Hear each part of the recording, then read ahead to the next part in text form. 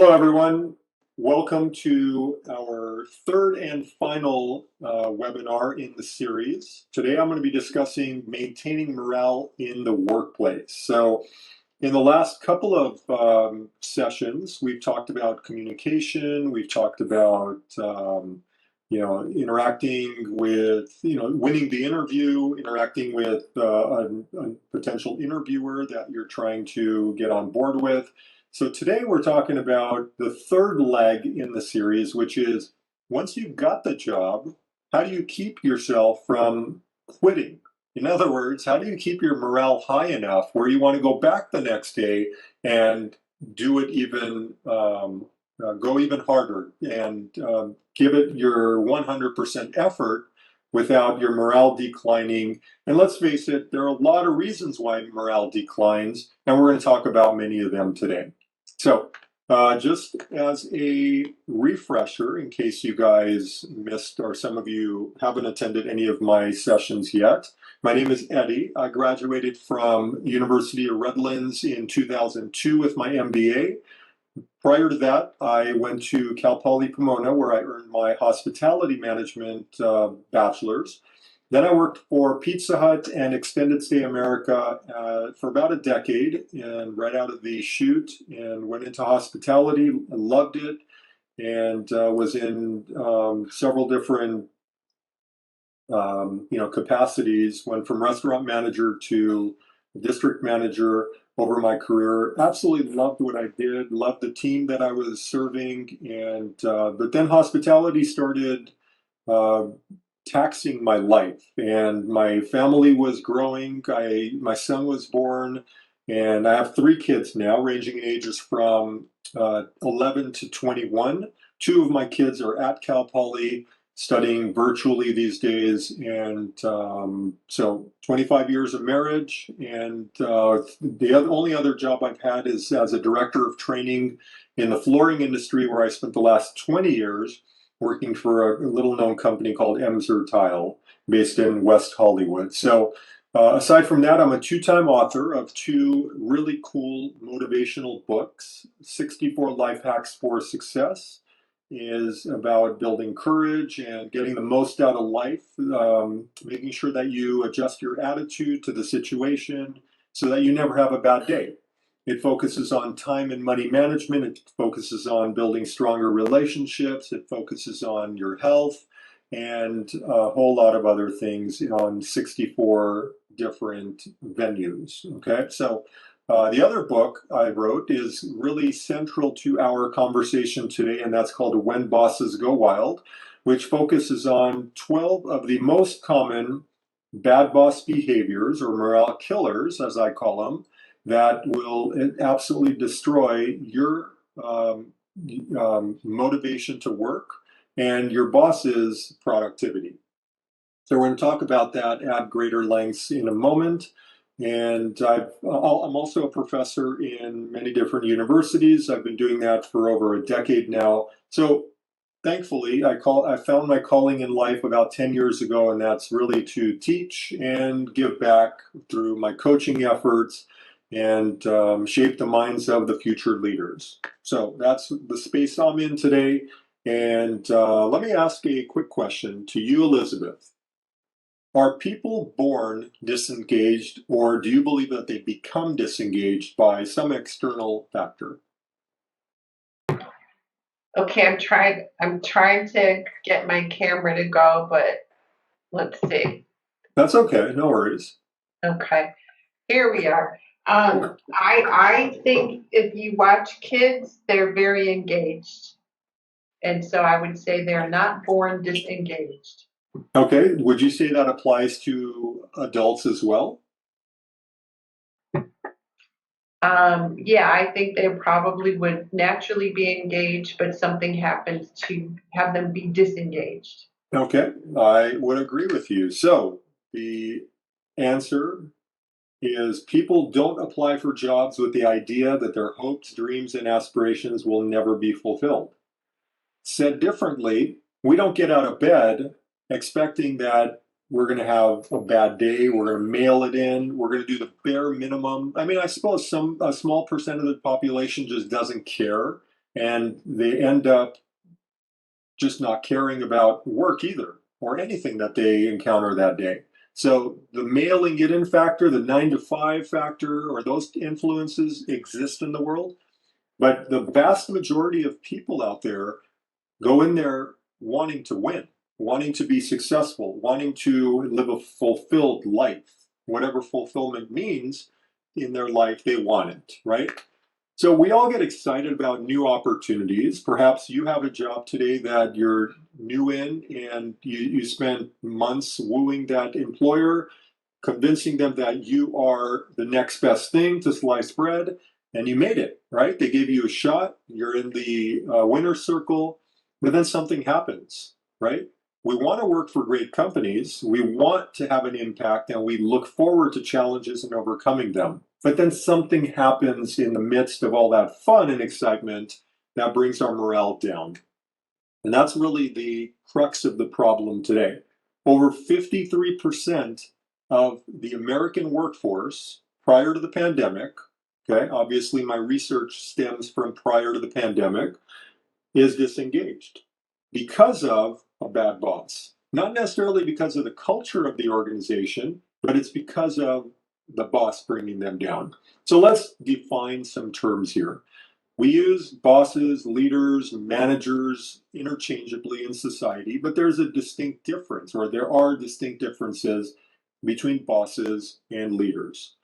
For example, did you know that bosses micromanage? In comparison, leaders coach. Did you know that bosses say I a lot, whereas leaders say we? Bosses blame others, while leaders fix the problem. Bosses know how it's done, whereas the leader will show you how to get it done. Bosses use people, while the leaders develop their workforce. Bosses take credit, while the leaders give credit liberally. And bosses command, while leaders ask, how can we be better? So I think you can detect a distinct tone that bosses are, on one side of the fence here. There's really no crossover other than both groups want work to get done, but the approach is what's different, right? Leaders take a softer approach versus bosses. It's my way or the highway is the mantra.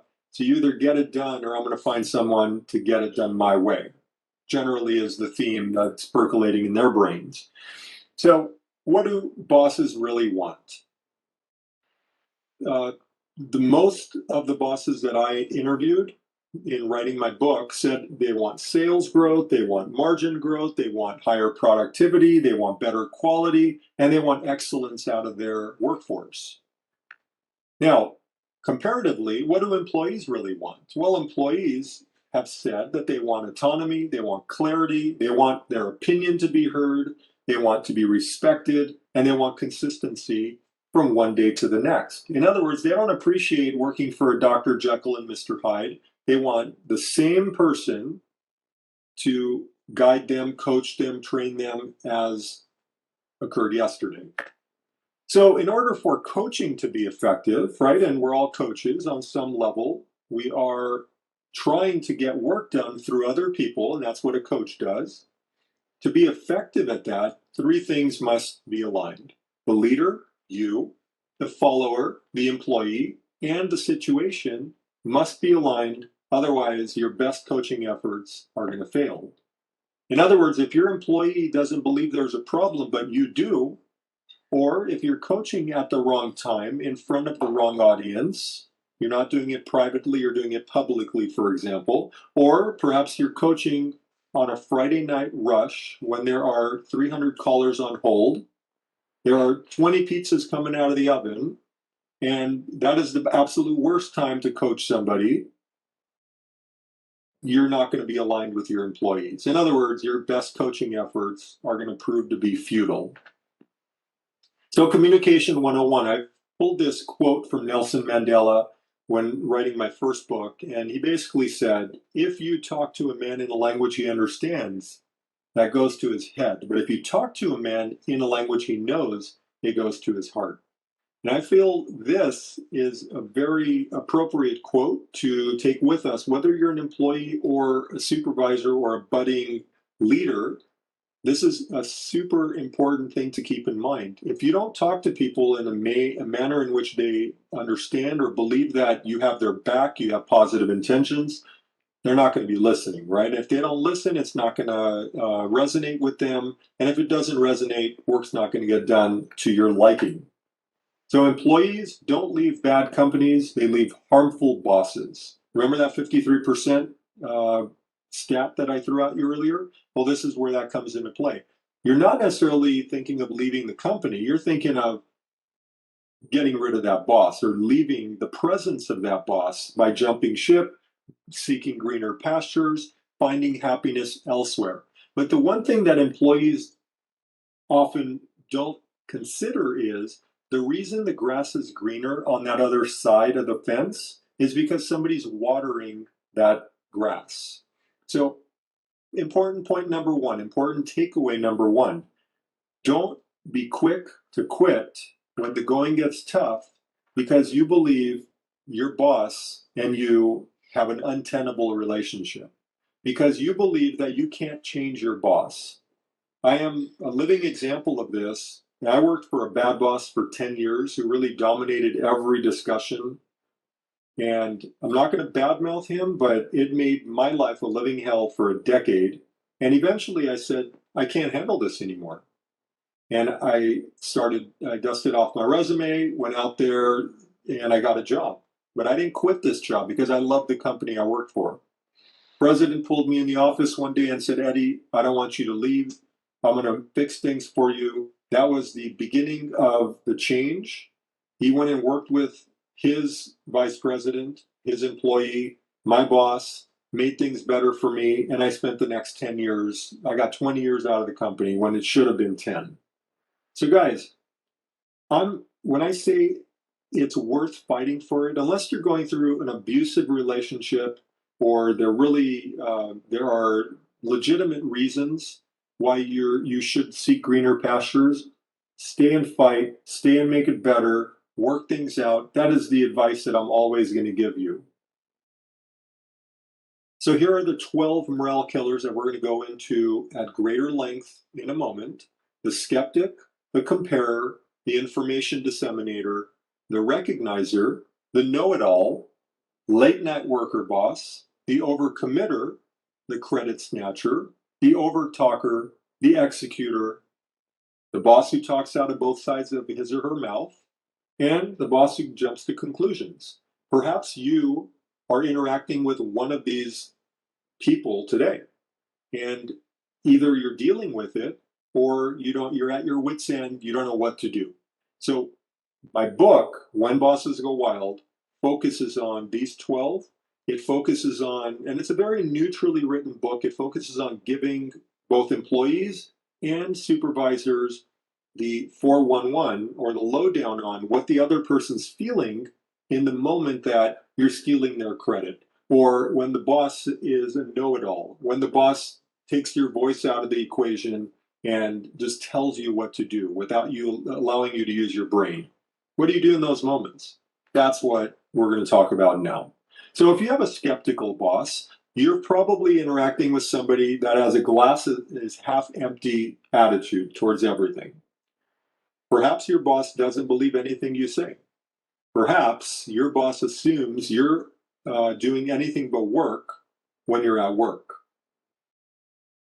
So what do managers, or why do managers treat employees this way? It's really important to know the why behind things, right? So managers, perhaps unbeknownst to you, because you're just starting your career, maybe you haven't had a job yet, have high stress at times. If we don't recognize these things, how can we cut them some slack, right? Maybe they're missing deadlines and their boss is on their case. Perhaps you're producing, or their employees, your coworkers and colleagues are producing poor quality work, and somebody is on your manager's case because your manager is a stickler for high quality, and that's what he or she has based his career on. And now that's not possible because the employees are not producing at a high clip. So what can employees do if they have a skeptical boss? Knowing now what bosses are going through, what can you do? Don't take it personally. Number one, be consistent at the high level of output. Make sure that you're producing good quality work on every project. Meet your deadlines. Why add more stress to the conversation than need to? If your boss says, I need it by Friday, make sure you get it done before Friday. I would rather have a conversation about, hey, Eddie, how do you manage to get your work done super quick? Versus, hey, Eddie, why can't you ever get your work done on time? You see what the difference is? On the one token, I'm feeling really good about myself. My boss is recognizing my hard work and my output. The other hand, my boss is saying I suck, right? So I always want to be on the positive side of the conversation, and I make every effort to meet deadlines and produce good quality work. And if I can't meet a deadline, I'm going to let my boss know before the deadline approaches, before Friday, for example. Maybe on Wednesday, I'll say, hey, boss, something came up, computer crashed. Somebody asked me to do an emergency project that consumed some of my time. And is there any way I can get an extension on the Friday deadline and move it to Monday? A reasonable boss, a rational thinker, is probably going to afford you that option. If not, then you're going to have to bust your butt and get it done by Friday because that was your responsibility. So, what can managers do now? Now that managers know what you're going through with your morale declining, how can they avoid that? Well, how about if managers started treating employees as business partners versus rank and file employees? What if your manager was read my book hopefully and said, I need to start treating Carlos more fairly and professionally? And what if your boss said to you, Mina, trust in people's positive intentions. I believe in you. I know you're in it to win it, just like I am. I know you're giving it your all. And I really appreciate all that effort. How cool would the work environment feel then? John, do you agree?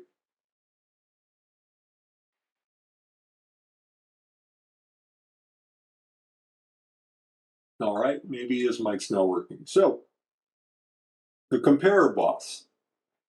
This is the next morale killer. Why can't you be like another employee? Your boss might ask. Why can't we ever do things right? Or your boss might proclaim, why does this keep happening? In other words, I don't want to feel this way anymore. I'm not getting any recognition or accolades that I deserve from my boss, your boss might say to you in a meeting, because of something you're not doing. In other words, there's a lot of finger pointing. But your boss has someone on the team that he really respects, evidently, and you're being compared to that person constantly. If you have children, you know what I'm talking about. You compare your daughter to your son hates you for that because your son is an individual. He wants to be treated with his own, based on his own merits and not compared to his sister, right? Perhaps his sister gets 4.0s and your son is a 3.7 student, and that's the best he can do, right? Treat people based on their own merits versus comparing them to other people. That's what this is about. Why do managers treat employees this way? Well, they lack awareness. Perhaps that's all they know. That's perhaps how their parents or boss treated them as they were coming up the ranks. Maybe there's a strict deadline and they need to motivate you by saying, hey, this person can always get the project done by the due date. Why can't you? Again, if you don't have the language skills or the experience to talk your way through a conversation as a boss, then that's a you problem, right? Your employees are feeling a decline in their morale during these conversations. So be aware of that if you're a supervisor today. And your supervisor may be comparing you to somebody else because no one ever told them to critique in private. Have you guys ever heard the saying, critique in private, coach in public? When there's something to be coached on, it's totally fine to do it in open space. Get 4 or 5 employees because you might be fixing all the problems across 4 employees, right? Versus when you're chastising or constructively criticizing an employee, you never want to do that in front of his or her colleagues. You want to pull them aside, invite them in your office, and have a coaching session there. So that's really important from a morale standpoint. The comparer, or if you have an employee, I'm sorry, what can you do if you're an employee with a comparer boss? Keep your boss informed. So, boss, this is where I am. Here's a status on the project you asked me to do on Friday. I'm tracking to be done on time. No worries. Or the opposite, I can't get it done by then. I need a little more time. Be sensitive of business needs, and then seek your manager's advice. Bosses love that third point. Bosses, especially, want to be involved in everything that's happening. Why? Because they don't want to be caught off guard in a meeting. If somebody, let's say Elizabeth, you don't keep your boss apprised of this, your project, and then your boss is in a meeting with the other executives, and he or she is questioned. Hey, how is Elizabeth's or how is that project going?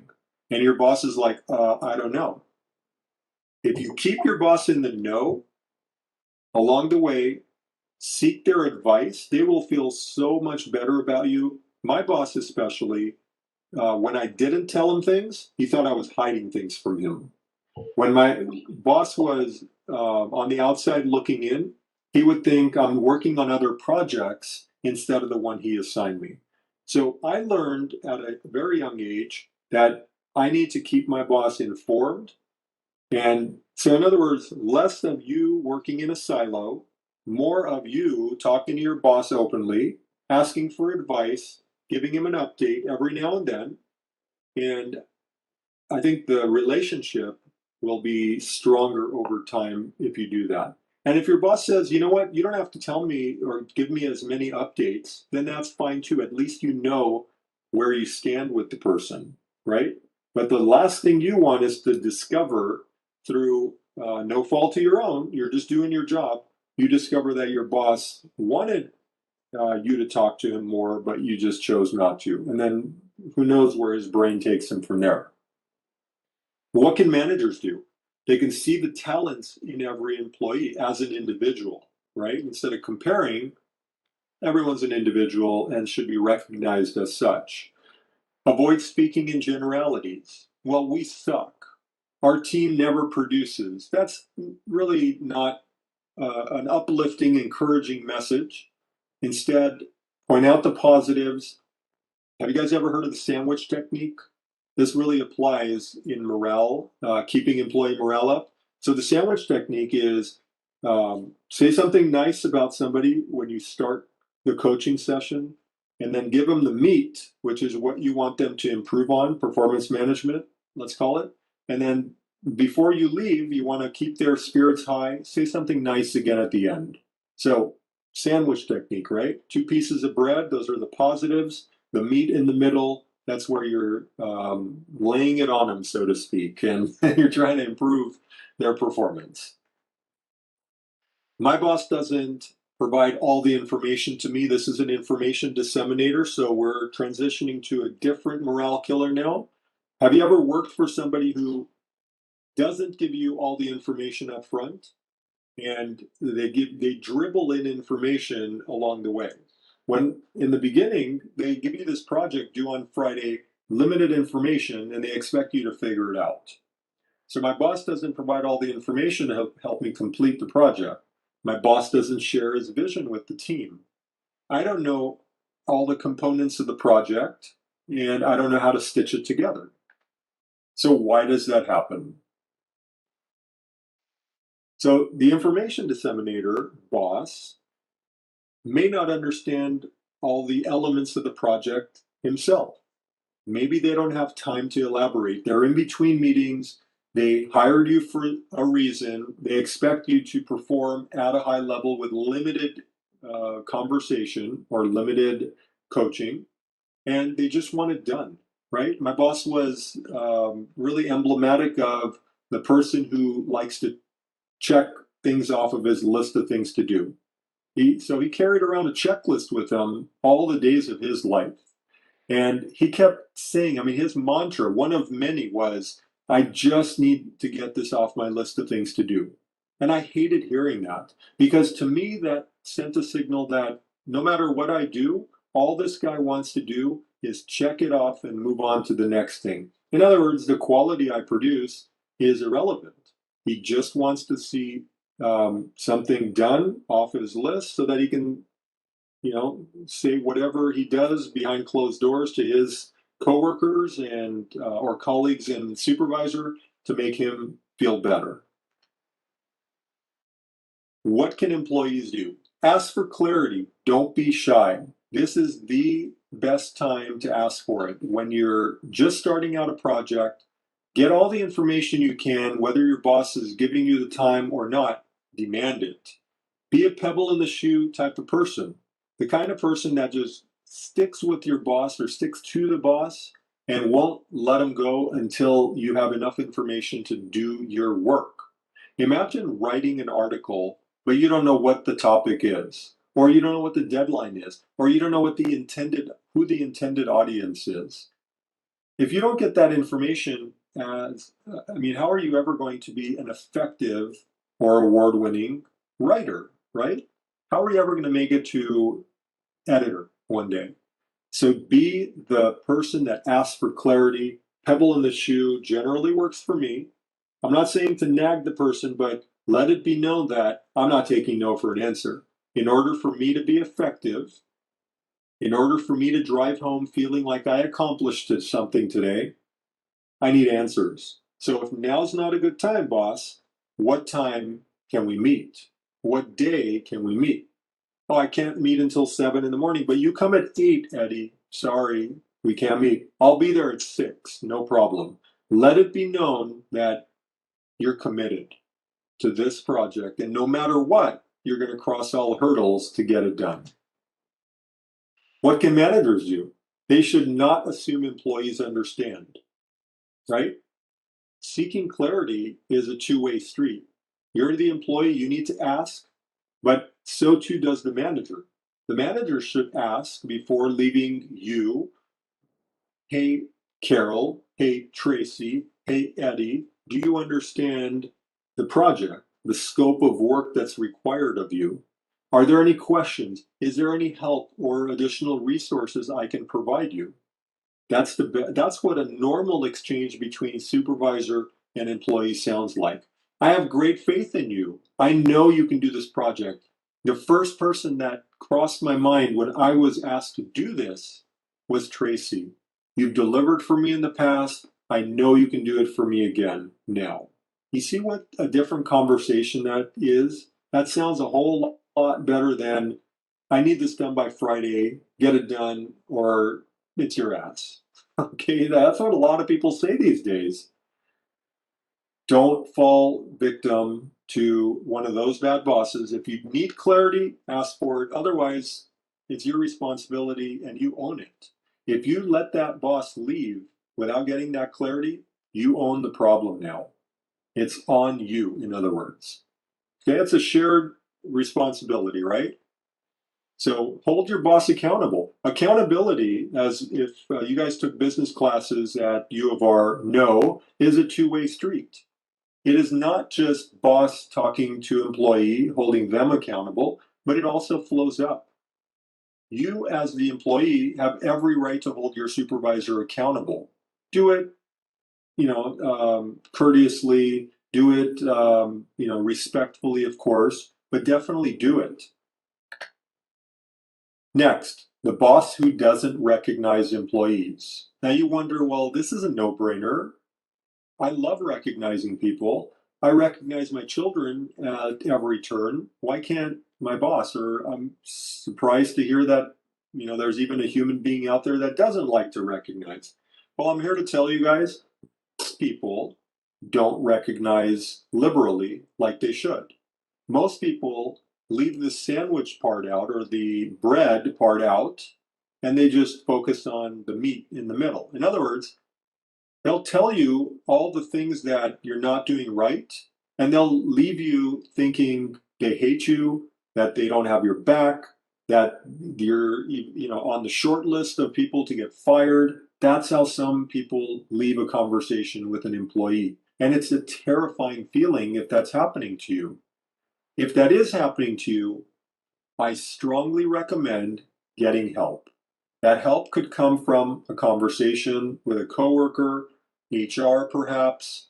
Although be careful what you say to HR, because that information will indeed get back to your supervisor and you could be creating a bigger problem for yourself. So, choose your words wisely there. And also through resources like my book. Those are great things, but definitely do something, guys. Don't just take it like I did for so long.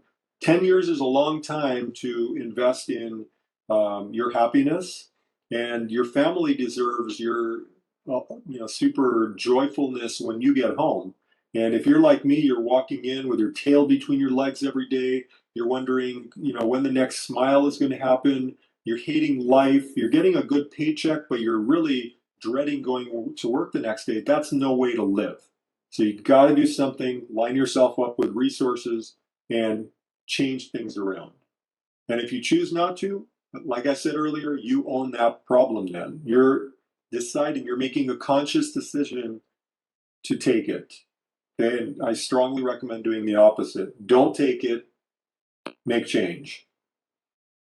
So the recognizer, boss, never recognizes my work. Or maybe he doesn't appreciate me. That could be, reverberating in your brain every day you go to work. Why can't my boss ever say something nice about me? Right? Frustrating. After all, you're busting your butt every day trying to make your team better, the company stronger, but you get nothing out of it other than a paycheck. So why do managers treat employees this way? They're insecure and they're afraid. They're intimidated. They have low emotional intelligence. Maybe um, they have poor self-awareness. In other words, they don't recognize within themselves that their actions are causing a decline in employee morale. They don't understand that their words and actions are powerful. So they believe that what they're saying is going to be taken at face value and is not going to be, you know, um, analyzed, and anything is going to happen negatively. They just think they're talking, and you're going to follow just because of the fact that of who they are. So what can employees do? Confront your boss politely. Highlight your results. Go into your boss's office and let them know, hey, boss, did you know that I did this project well in advance of the due date? I don't know if you saw that. I emailed it to you 3 days early. Did you get a chance to review it yet? I'd love to highlight some key solutions that I found or some recommendations. I'd love to meet with you to go over that if you like. Then you can go on to say, hey, boss, I realize that we've been working together. Heard any, I've never gotten any recognition from you. Is there something that I could be doing to improve? Always turn the thing in the put the onus on yourself. In other words, never point fingers at your boss and never say you suck. You never recognize me for hard work. You never make me feel good. I end up feeling like crap when I'm driving home. How come you can never say anything nice to me? Why does every word out of your mouth have to be negative? Don't go there. That's glass is half empty. That is you. Here's where my second book would come in handy, The 64 Life Hacks for Success. If you need an attitude adjustment and you cannot draw a correlation between your attitude and the situation that is in front of you, then you're going to fail every time. Because unless you adjust your attitude and use the appropriate words and actions and come up with the right solution, you're never going to be happy in life. I promise you that. And the opposite is true as well. Your attitude is going to dictate your relationship with your boss. If you go in there with an attitude of, I'm confident, I'm professional, I'm not going to point fingers, I'm going to speaking motivational words, I'm going to uplift, I'm going to inspire, I'm going to encourage, and I'm going to make sure my boss knows that I have his or her back no matter what. Because that's all that matters, right? Your boss needs to feel your enthusiasm.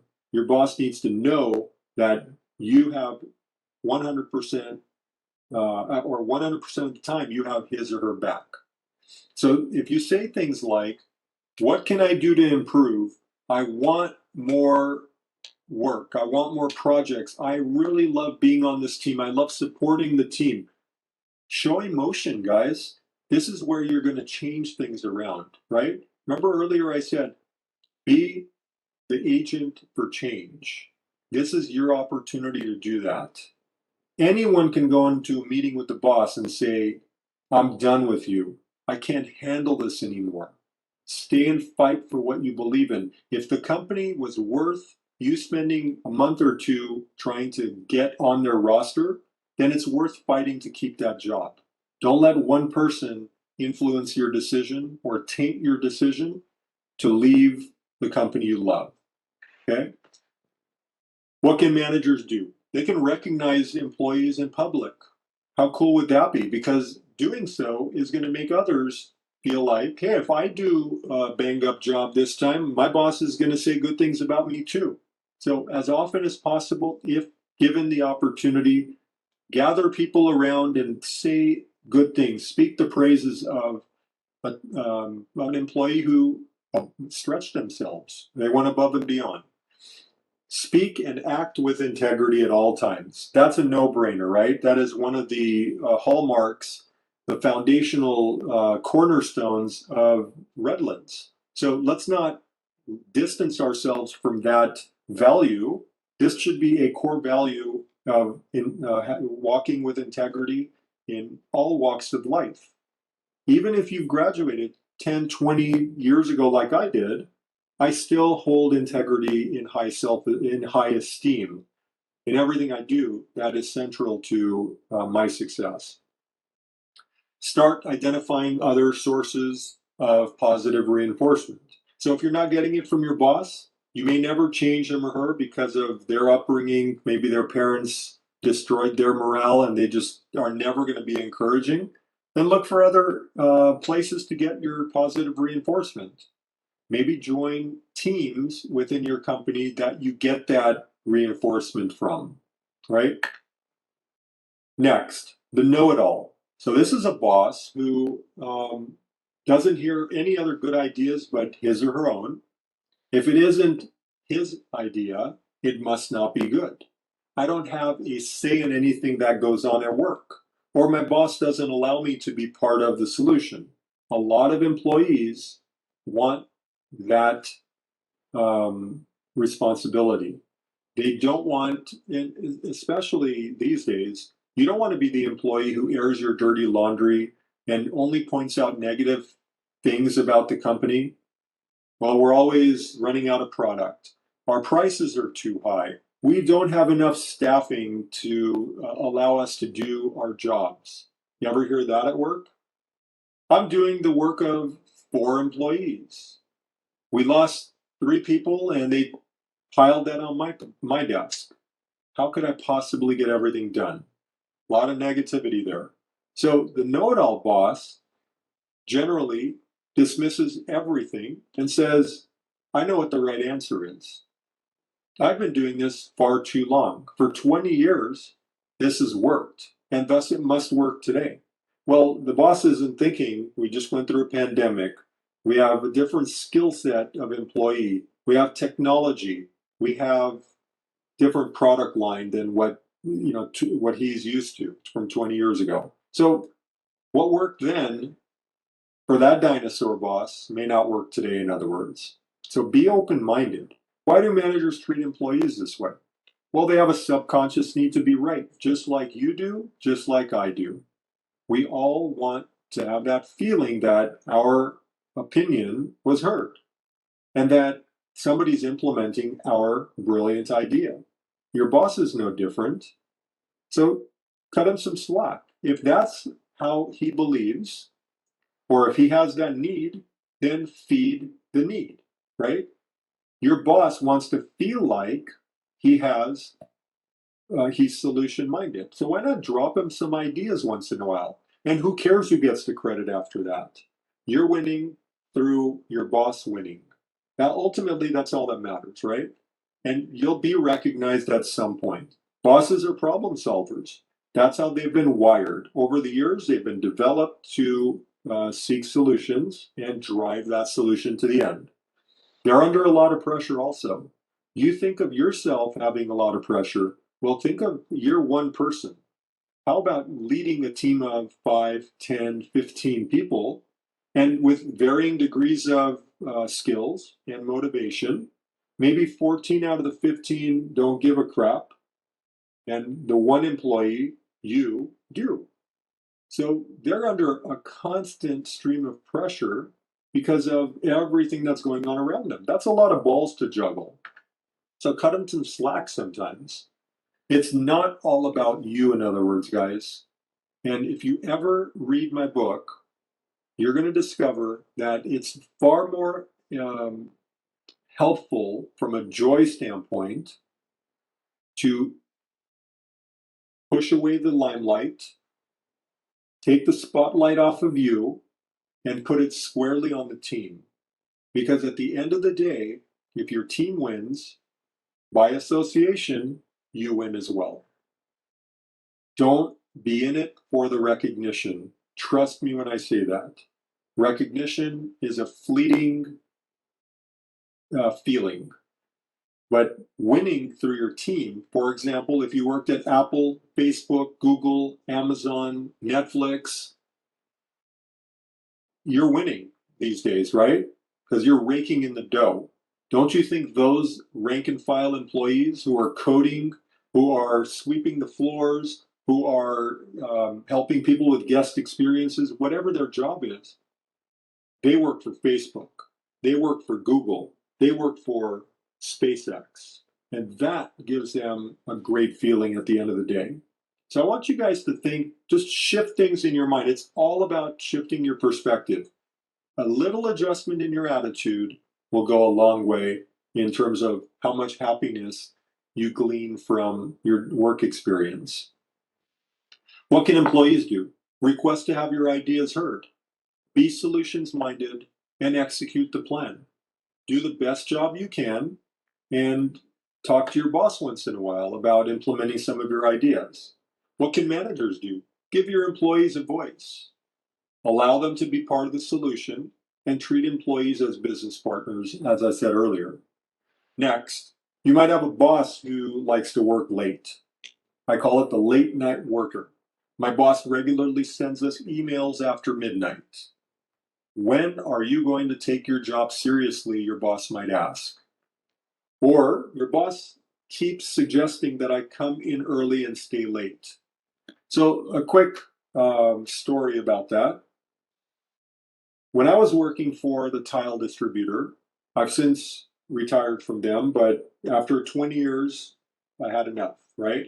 Of going to work every day, night and day, doing that. So now these days I just teach. When I was working for them, I would go in at 9 o'clock. I would leave at 5 o'clock. On some days, I would get in at 8 o'clock, leave at 6 o'clock. On other days, I'd get there at 7, I'd leave at 7. Okay, so my hours were really flexible. Nobody ever required me to be there at a certain time or leave at a certain time.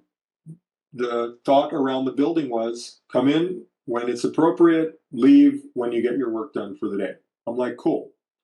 So that's a pretty cool work environment if you can get it. Now, the thing that you have to be super effective at is producing. Because if you don't produce, Now somebody's going to say, hey, you're mailing it in, you're coming in, working a few hours. And that's really what happened with my boss. He would say something like, hey, Eddie, why are you leaving at 5 o'clock when the rest of us are working till 7 tonight? Well, here's why. I can get away with that, boss. And I had to keep a log to show him what I was talking about. If I come in at 9, leave at 5 on that day, you come in at 9, stay till 7, but you took a 2-hour lunch and I ate at my desk, didn't we work the same 8-hour day? Right? You can work the hours however you like. But if you go to lunch every day versus I sitting at my desk making a decision to work through lunch, right? Or not eating lunch at all, or just snacking throughout the day, but I'm productive when you're out of the office. That's important because sometimes you need evidence to back up your claim. So, what did I do? For the next month, unbeknownst to my boss, I kept a log of my hours, when I came in, when I left, whether I took a lunch or not. I also jotted down project completion. You gave me this project, you also added that project, you gave me deadlines of Friday. I knocked out all of that work. Now, if you choose to, you can go compare this to somebody else who didn't or wasn't quite as productive as I was. That's the aha moment that you guys sometimes need to put back in your boss's face. Because simply to say, hey, I'm busting my butt just like everyone else, may not be enough. So, unfortunately, you need hard evidence sometimes, especially these days, when people are quick to make judgments and shift their opinion to the negative like that. So, why do managers treat employees this way? They attend too many meetings. They're unproductive themselves. You know, that's no fault of theirs, but they're just involved in too many meetings, executive meetings. They're unable to utilize their resources effectively. They keep going, taking work home with them. So after midnight, when you get an email from your boss, it's not necessarily a bad thing, but he or she may not have been able to get caught up with emails throughout the day because they were in meetings all day, or they had a business lunch to attend, and thus they took the work home and cranked out a bunch of emails. Or they're unproductively using their time when they're at work. Maybe they're a social butterfly and they sit on somebody's desk and just, you know, talk all day about non-work related things, and it just wastes a bunch of time. What can employees do if you have a late night worker boss? Maintain your own productivity log. This is the evidence that you're going to need to refute their claim. Keep track of completed projects and continue to produce at a high level. What can managers do? Recognize productive employees, thank the team for their commitment, and publicly praise employees. An overcommitter boss. My boss goes into meetings and comes out with more projects. Why do we end up doing somebody else's work? That happened continuously at work. My boss, who is the VP of operations, would sit in an executive meeting with the heads of marketing, sales, supply chain, IT. They would complain to the president and the CEO of the company that they could not get that project completed. Guess who would raise their hand? My boss. My boss would walk out of a meeting and come directly to my desk and say, Eddie, I need you to work with IT to fix this problem. Eddie, I need you to go with marketing for the next week and solve this problem.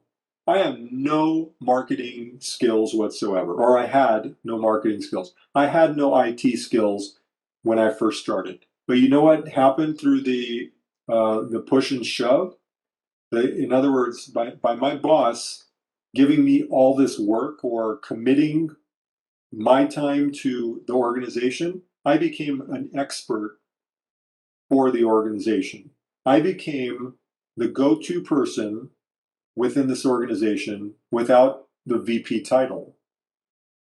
Now, talk about responsibility, privilege, talk about recognition, all you want. At the end of the day, When the president and CEO suddenly know your name, that's a real cool feeling.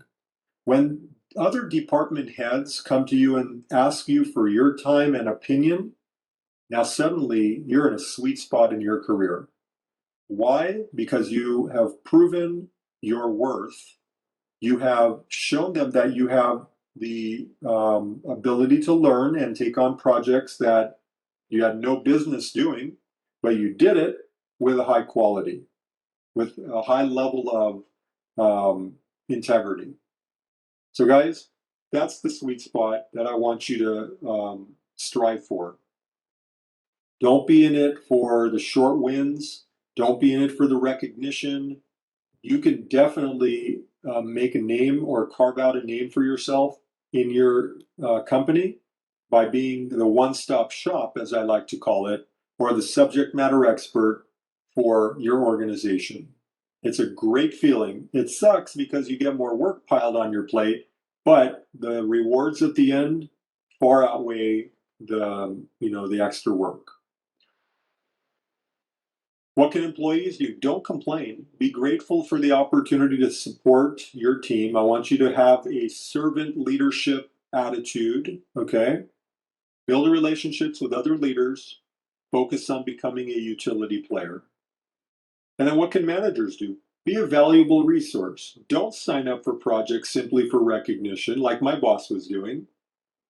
Highlight the whys for your team. Why are we doing this marketing project?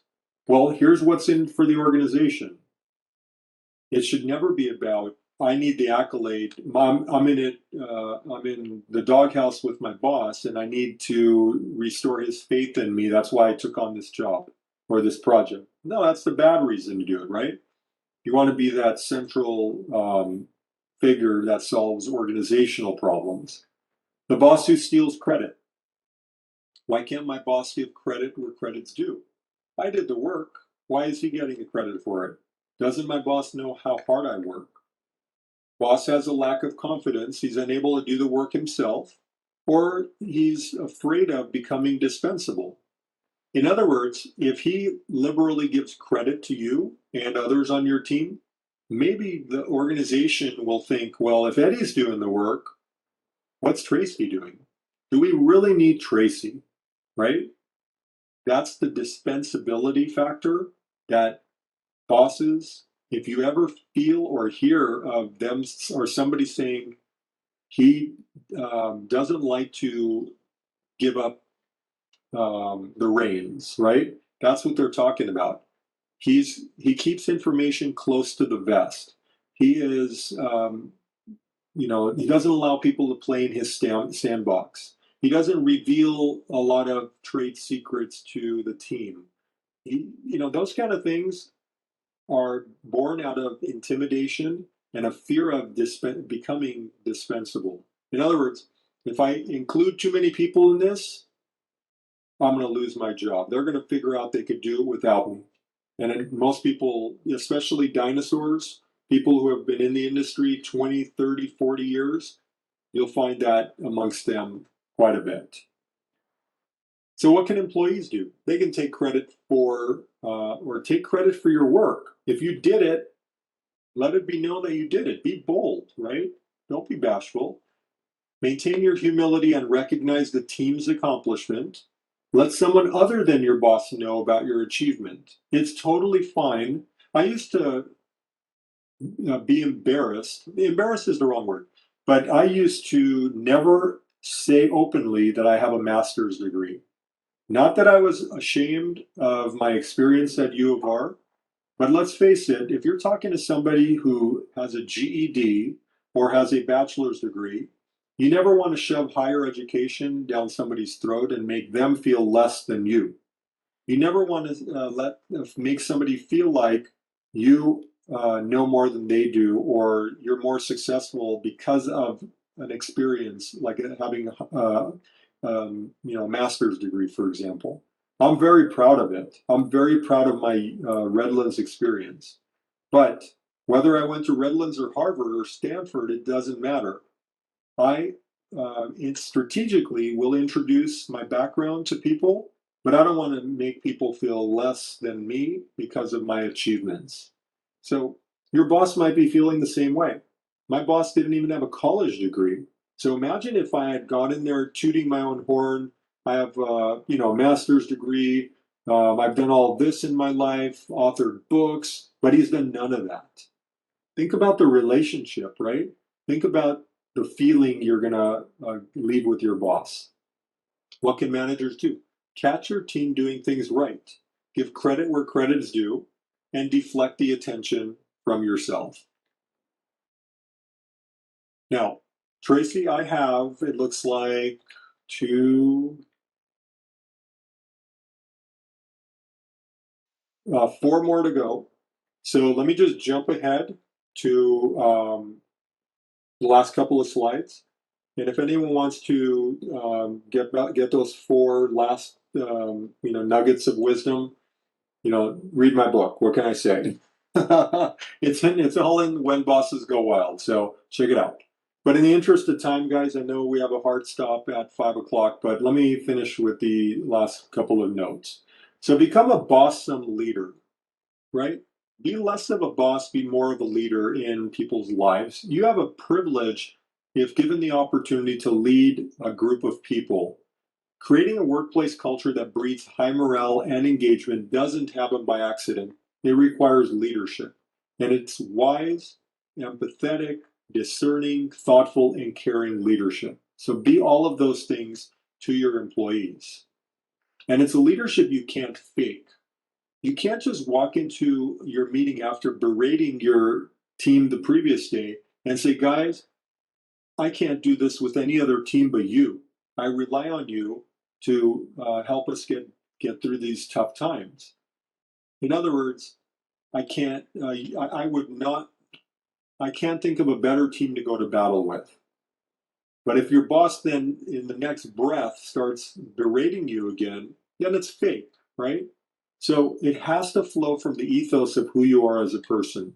So really internalize it and make sure your team knows that you're being sincere in everything you do. We're not rivals for power, but we're partners for progress, President Kennedy once said.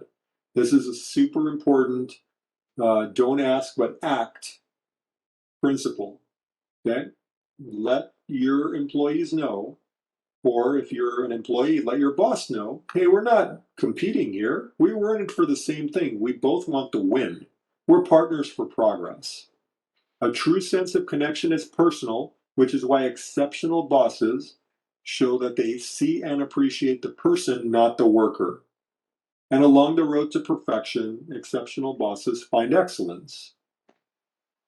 So if you guys are interested in, or if you need support, or if you would like a signed copy of either of my books, please email me and I'll be happy to do that. And if you get my book and read it, you automatically get me as your life coach. So that is a fantastic 1-2 punch if you ask me, because what that means is down the road, a month from now, a year from now, you're in a situation, you're thinking of taking a drastic change in your life, and you don't know what to do. Send me an email, right? We're connected now. Beyond Redlands, we have this webinar that connects us. And thus, if you ever need assistance, ever need support on any level, finances, time management, relationships, I'm not talking about love, because I truly need help there myself, but I'm talking about how to build stronger relationships with people so that you get the most out of that relationship and you give the most back, right? Here's my cell number. I don't know too many people that put it out there like this, but I truly mean it when I say I am a resource for you guys. Please use me as needed. And here are my two books again. I would strongly encourage you to give them both a try. And they're both on Amazon. If you don't want to go through me for a signed copy, you can get unsigned copies directly from there. But definitely tap into some resource. It doesn't have to be me. I'm not God's gift to, happiness. That's for sure. That's my wife. But I'm kidding. What I am saying is, guys, If you wake up tomorrow and do exactly like you did today, and today wasn't a happy day for you, then you got to stop that insanity and shift into a different attitude. Shift to a different perspective. Don't wake up and do the exact same thing because you're going to be just as disengaged as the previous day.